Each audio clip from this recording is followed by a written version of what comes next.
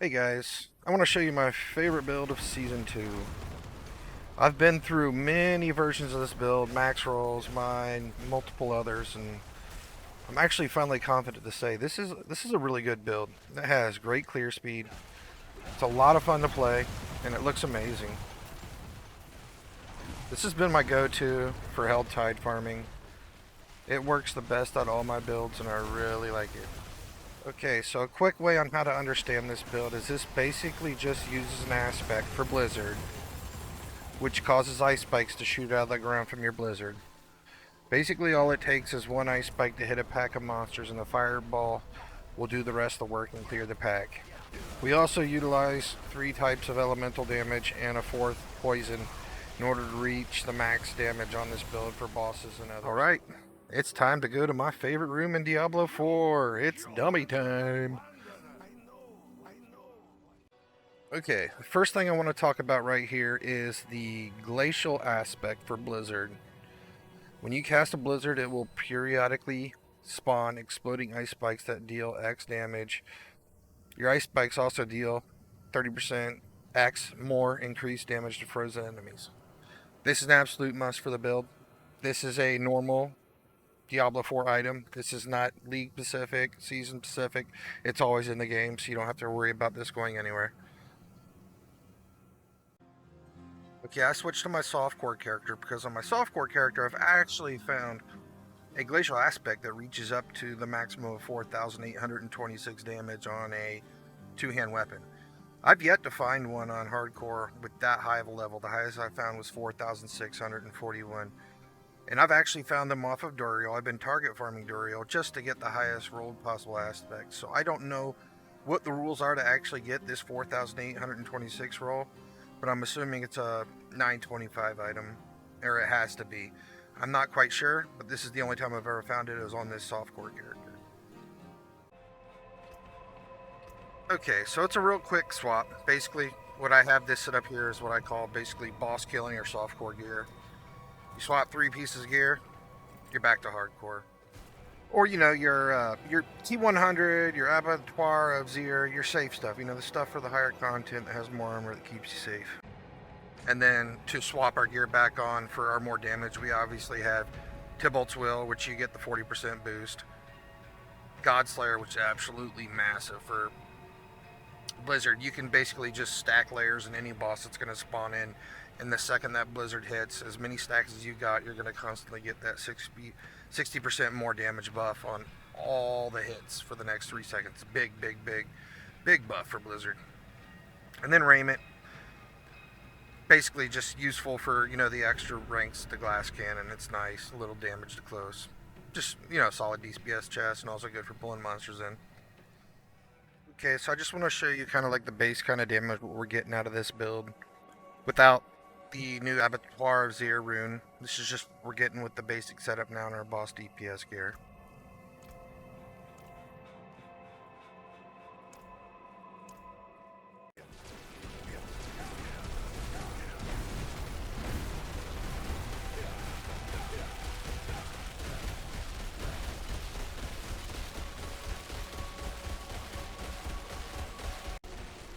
Okay, as you can see, we're getting in anywhere on the initial burst from like 200k up to 2 million damage ticks with the ice spikes. Okay, so just so you understand how we're getting bigger damage on single targets, we have 2 things. We have a glyph in this ring that gives us a more damage multiplier for each type of element we use on that target. So we're using fire, cold, lightning, and poison. Poison's not instant, but it does kick in a little later. And we have this ring and an actual glyph that gives us more damage multipliers on both ends. Alright, I'm going to go through the gear now. Now the staff, we've seen this multiple times. This staff isn't that good. It's pretty bad. I'm stuck with this staff because just the limited amounts of glacial aspects I found and ones with good rolls.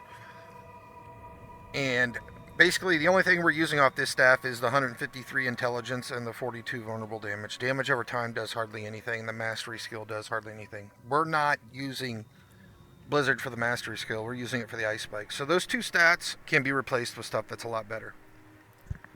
Next is Isus. This is absolute my favorite item in the whole game. These are amazing. I'm a move speed nut. I love movement speed.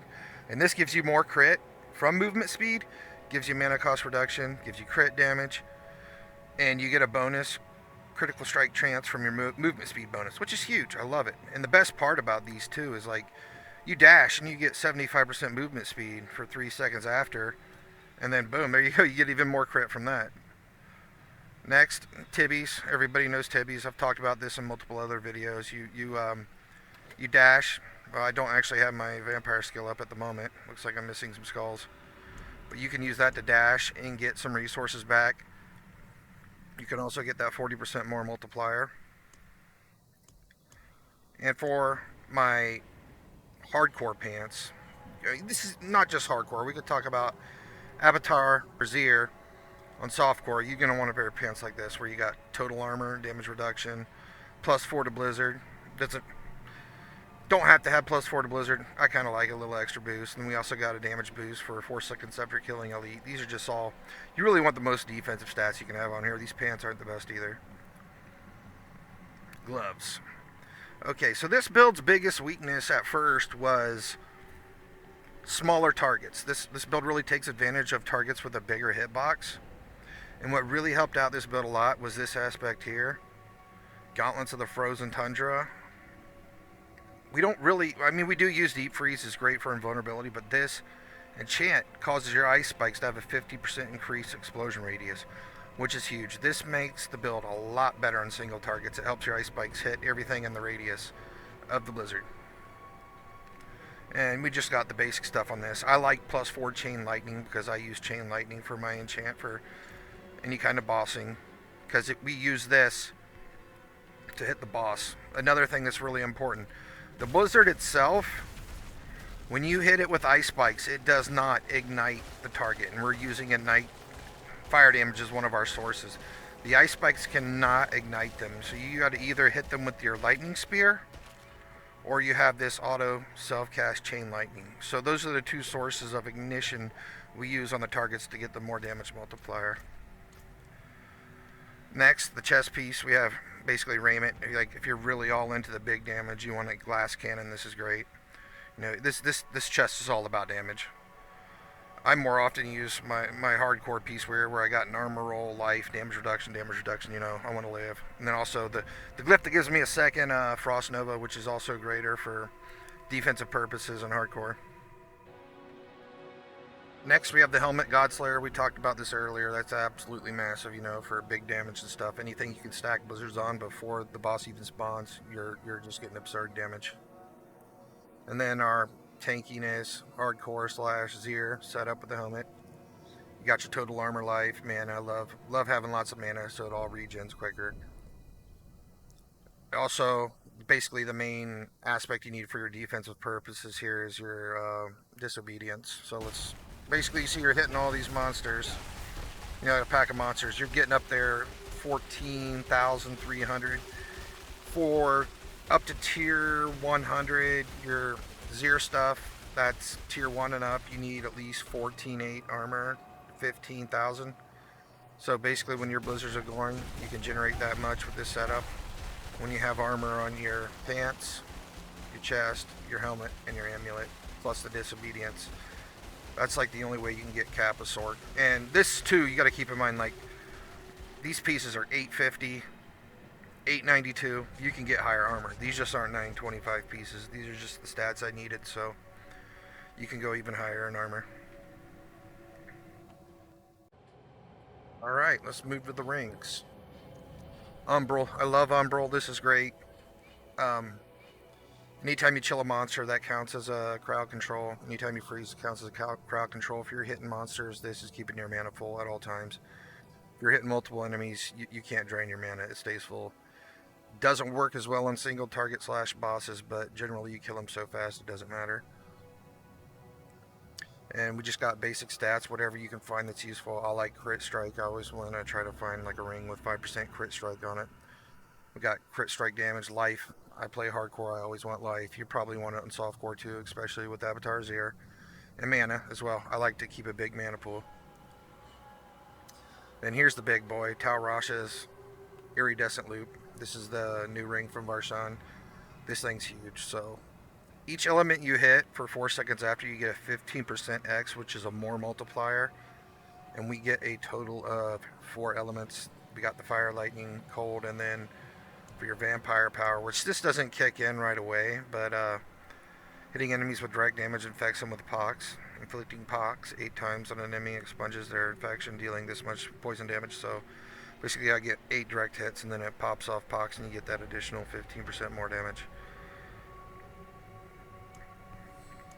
And the last one is the Amulet. It's always the hardest one to get, and this isn't perfect either. I love it though. Like I gotta have my movement speed and my armor and damage reduction. I think the most important 2 things for me on an amulet is going to be the movement speed for a Sorc and the mana cost reduction. One, because your crit also scales off your movement speed, and you're also a Sorc, you're squishy, so you need to run fast. But having this 20% or higher mana cost reduction on Blizzard is a game changer. I've never had mana issues after I got this mana cost reduction on my amulet.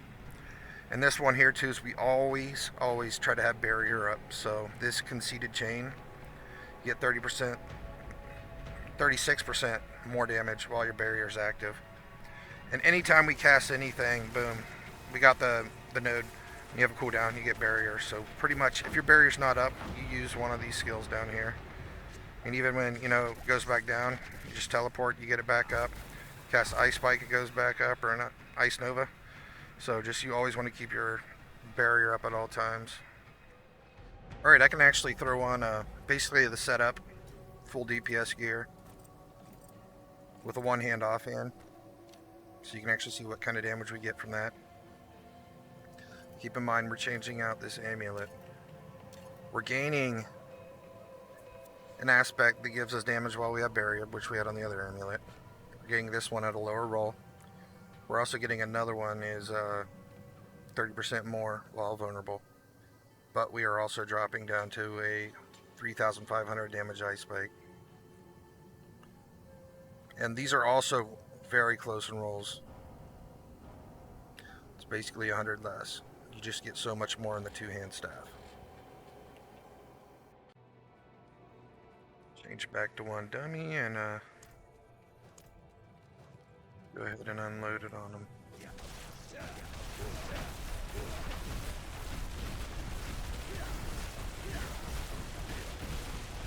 See, you get pretty decent damage with it too, but generally I get less damage out of it. See a lot more 200, 300 Ks. We did get over, almost up to 2 million on the initial burst, but I see a lot better damage from the 1-hand setup, or the 2-hand setup. Alright, let's talk about the skill tree now.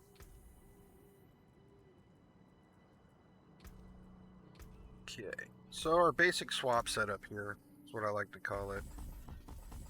You're going between bosses and just general clear. I like to take the points out of glass cannon and just put 2 in fireball, 1 in the area, so the explosion's bigger. So it's very quick to swap back and forth. Basically that simple. There you go. You're ready to do really fast hell tides or whatever else you want to clear really fast. Okay, so one of our main boost damage comes from the Firebolt enchant. This ignites anything we hit. Now remember, like I said, Ice Spikes do not ignite the enemy. It has to be an actual skill that you cast, like your Chain Lightning or your Lightning Spear. You can also teleport into them and hit them with a teleport. That will also ignite them. But every time you hit, that lights stuff on fire, and that's one of our big sources of damage. We'll get into it a little further. It's not only from the Tal Rasha's ring, but further down here in the tree. Next, I always like to have the extra mana. I always try to get my mana as max as possible. We also, this one here, Elemental Dominance, we get 9% more multiplier any spell cast above 50 mana. Flame Shield, irreplaceable. One of the best skills in the game. It makes you completely immune for 2 seconds. You can't beat it. Also, you get movement speed when you cast it, and you also get a Actually, I had this in the wrong spot. I put it here so you get the heal. That's usually where I keep it. So I like to have that little heal too if you pop Flame Shield. Then you got Teleport. You got your cooldown reduction. You also, after teleporting, you get a nice damage reduction, 30% for 3 seconds. That's awesome. Ice Nova. Now, we'll talk about vulnerability more because we have a vampire setup that keeps everything vulnerable. But I also do have it for a backup vulnerability or just to get it off instantly. Because with the vampire setup, you got stuff almost permanently vulnerable. But this is nice to have it instantly right away. Then here I just have 1 point in Lightning Spear. This is just basically, this serves two purposes. One, to light stuff on fire, and it's a cooldown so you get shield. And that's how we get our shield, is from this node right here, protection. Using a cooldown grants you 30% of your life as barrier for 3 seconds. I love this node. This makes everything work perfectly in this build. This one too, mana shield here. Every time you spend 100 mana, you get 21% damage reduction for 5 seconds. That's another huge bonus. Line the elements, it's alright. And moving down to Icy Veil, your barriers have increased duration. I like this because our aspects and stuff we use in this build requires to have barrier up, so I like to have the increased duration. This is another great defensive one. Cold Point, while you have barrier, you apply 24% more chill. That's huge. That's basically helps you freeze everything way faster. Blizzard, your level really doesn't matter. You're just basically getting the ice spikes off of it, so it's okay to have one. If you want to put more points in it, knock yourself out. Blizzard deals 25% more damage. It says increase, but it's actually a multiplier to frozen enemies. That's a huge damage buff. This one's awesome. I love this one. While you have it above 50 mana when you cast it, increases it to 4 seconds longer. That's so you're at a base of 8 seconds, so you're getting 12-second blizzards while you have 50 or more mana, so that's great. This one's a massive damage booster down here. This is what I was talking about with the firebolt. So right here, pyromancy skills deal 3% increased damage while you're healthy. You don't need this one, but it's the next one. Devouring Blaze. You deal 20% more increased critical strike damage against burning enemies. There also immobilizes bonus increased to 30% more. So technically, you would want a +3 of this on your amulet to reach maximum damage. I do not have it. I've tried. I've spent millions of gold trying to hit a +3 on an amulet for this node right here, because that's a lot of damage. This is like your only way you can get past the cap on crit damage multiplier now, since Season 2. So yeah, if you could get that to 6, you're talking 42% more. I mean, that's huge. Alright, moving down here. Frost skills deal 15% more damage to elites. Hoarfrost, you deal 9% more, which it's not increased, it's a multiplier. To chilled enemies, and 18% more to frozen enemies. Two big, huge multipliers as well there. And this one is, it keeps saying increase, but it's actually a more multiplier because you have the axe by it. You deal 12% more cold damage to vulnerable enemies. This one here, okay, so Lucky Hit and Blizzard just doesn't function as like it should, not as well. Like it'll say like 40%. This hardly ever procs, so it's basically a waste of points. I don't use it. So you're talking like Lucky Hit to get 5 mana, a 20% chance. It's more like a 1 or 0.5% chance if you have 40% Lucky Hit rate. So it's basically a waste of points. So I don't even use it. Deep Freeze. Oh my, I love this one. Deep Freeze is so great. This is like the best thing to use on hardcore or just anything when you're dangerous, especially in the Abattoir of Zir, where you can just make yourself completely immune for 4 seconds and do damage. So, like if you're trying to do a really good combo when you have Flame Shield, so like say the bosses spawn on you, you can plop your Flame Shield that gives you 2 seconds. During those 2 seconds, you can cast a bunch of blizzards. And then, right as it runs out, you can pop your Deep Freeze. And you're completely immune for 6 seconds. You can't even be damaged. And you're pumping out all kinds of damage during that time. So it's a really good combo for anything dangerous. You got a total of 6 seconds of immunity while you're doing damage. That's one of the best parts about this build.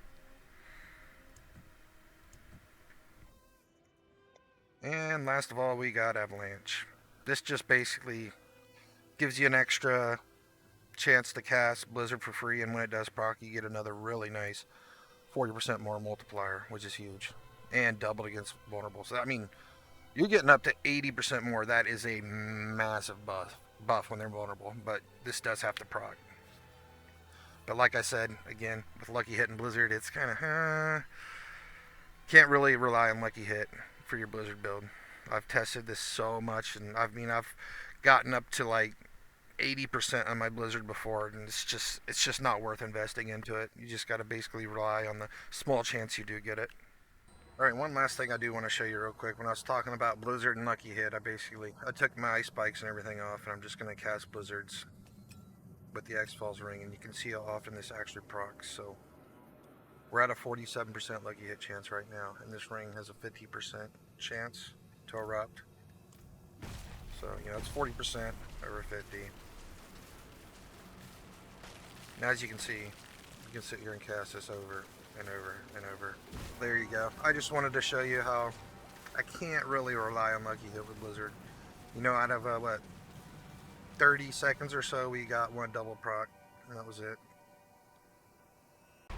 Another thing, too, is with Blizzard, it doesn't matter how many times you cast it. Your Lucky Hit chance is basically only going to count for just the one cast. Alright, now let's talk about the Paragon boards. This has been tricky with the Blizzard one. I've tried so many different setups, and this is the one I feel most comfortable with. I've gone to 7 Paragon boards, 6 Paragon boards, but I like it most here at the 5. Well, 4 counting your basic one. And what we're doing is basically just squeezing everything down to get more out of the non-physical, the cold damage, and basic damage. That brings this current bonus up to a 30% X. If I was to use 6 boards, this would only be like a 10% because I would have to stretch everything out. And all those 2 boards are going to give me is like 2 more glyphs that give me 10% more. So basically, you can just condense everything in, get a lot more additive damage to multiply against your X's, which is a more multiplier. So this setup, you get a lot of damage multiplication. And the boards I'm using here in glyphs, what I was talking about earlier is Elementalist is another one. We're using the 3 elements to get 5% more for each one, so we're getting 50% here along with the ring.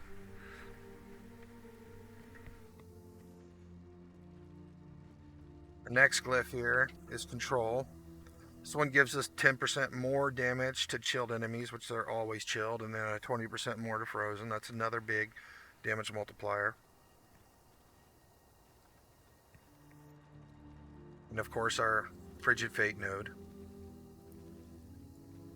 Our next board here is the Enchantment Master. As you see, we don't pick up the legendary, but we come through here to just basically get some of these damage nodes to buff our Frigid Fate more. And we also slap in this socket. In this socket, we put in Destruction, which I love. This is our crit damage, so I get another 130% more crit damage. And you also get your boost where you get 2 to 12% more. Then moving on up, we got Elemental Summoner, another one where we just kind of cut through so we can make use of another glyph socket. And this is a big one. This is where we get our 10% additive crit to our ice spikes. So basically with Isus and this glyph right here, you're always going to crit with ice spikes. They very rarely do not crit. And then we also get some ice spike damage out of this too. We're also coming up here too for more 20% more non-physical. So to get this up to 32, you need a total of 300% non-physical or cold damage. It also counts on your gear as well, but we get a lot of it off the boards. And for our last board, we have Icefall. This is also a big boost here. You get 15% more. It says increase, but it's an X. It's more to vulnerable enemies, and it's doubled if they're also frozen. So we do insane damage to frozen stuff, that's for sure, and vulnerable. All right, next we have is our Flame Feeder. This gives us another 10% more damage to direct damage to burning enemies. We're always igniting stuff, so this is another nice boost to stuff that's on fire. And that about wraps up the Paragon board. Now, I'm also going to do a setup here with this new glyph, which I will show you what kind of damage we're getting. It's only level 4 right now. This is on hardcore. I'm going to level this up a lot more in softcore to see what kind of damage we get. But I'll do a quick change with the Tears of Blood in and see what kind of damage we get with the ice spikes. Okay, so now that I have the Tears of Blood in, I basically lost 2 glyphs in the process, and I took out all these points up here where Flame Feeder was. And now we have the brand new Tears of Blood glyph in here, giving us an 87% more damage multiplier, which is massive, and this is going to keep getting stronger. And also, when you get to level 50, if you manage to get up high, it's going to spread even further. So you're going to need to find a spot in the Paragon board where it can actually support more stat points. And, you know, like I said, I wouldn't pay too much attention into this because the dev said this is gone. They're removing this at the end of the league. They just wanted to give us something fun to play around with, so I wouldn't pay too much mind into it unless you plan on grinding really hard in the end of Season 2. But that's where I'm going to have it for now, and I'm going to show you what kind of damage we're getting out of it now. Okay, yeah, so this glyph's really going to increase the damage a lot. Seeing up over 3 million damage ice spikes is insane. Alright, finally to the last part of the build, and that is our Vampire Powers. So the mandatory ones we have here, this one's pretty much, you can do whatever you want with this slot, but we got, of course, Metamorphosis here that we use with Tibbies for the resources. Not mandatory for Blizzard, but it's nice, and it's also great because it gives you Unstoppable. Prey on the Weak and a Cursed Touch are your big ones. We gotta have these. Like, the only source of vulnerability we have is our Ice Nova, so this has been really huge this season, being able to keep everything vulnerable 100% of the time. So next season we're going to have to look for something to replace this with. They'll probably have something else they'll come out with if they don't have Vampire Powers anymore, but yeah, Prey on the Weak and a Cursed Touch brings tons of damage to the build by keeping the monsters vulnerable at all times. Super great to have. And of course I'm going to go back to Infection here. This is how we also poison stuff. It's basically another 15% more from the ring after it comes in later on after it hits 8 times, so it's also a nice source of damage. Alrighty. I hope you guys learned some stuff about this Blizzard build today. Hopefully you like it and you'll enjoy it. Now, let's we'll go ahead and do... Everybody always wants to say, well, how does it... Can it do T100s? How does it do in T100s? I'm gonna... Crazy. Did he make any comments on it? Yeah, Sarah's gonna run the abattoir. I was asking her, that's what I was chatting with her about. I was asking her if she wanted me to raid her, but we need to fix the internet, so I can't raid her and then DC the internet, so...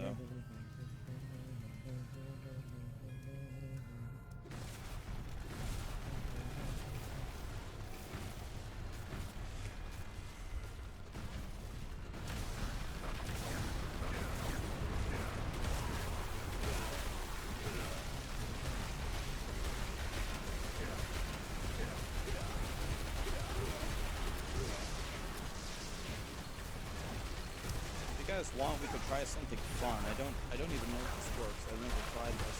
I could raid Sarah, but she's not going to be on for a little bit. We're going to fix the internet, and then she'll be on in a little bit. You want to try that? Otherwise, we can raid somebody else. I've never tried that. I've never purposely tried raiding somebody offline. Don't even know if that works. Are offline raids even a thing? Yeah, you want to see my setup? I can show you.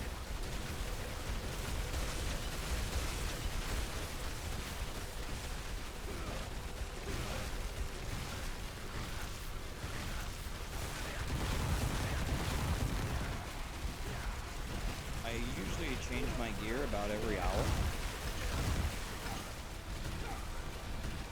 And then in the Paragon board, I went back and picked up the Static Surge and took out these all res and these light ones to pick this up so I could actually throw chain lightning.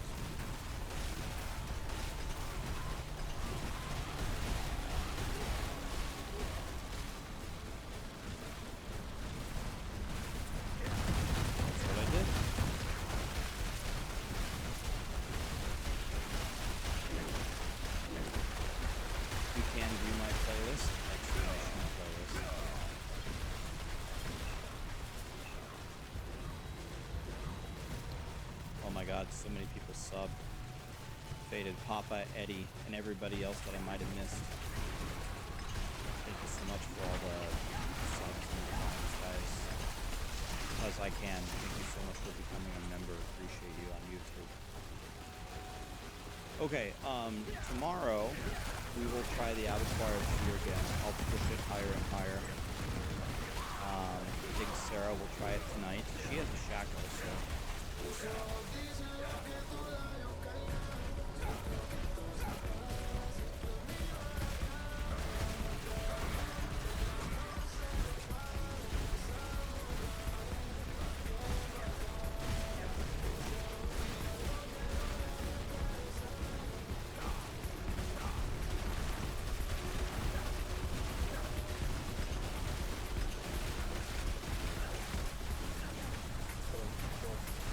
Anything else? Okay. Yeah. Alexa, tell them to come with it back. Okay. The plan is simple. We're gonna go around the dog hole. Yeah. Then we're gonna clean around the back of the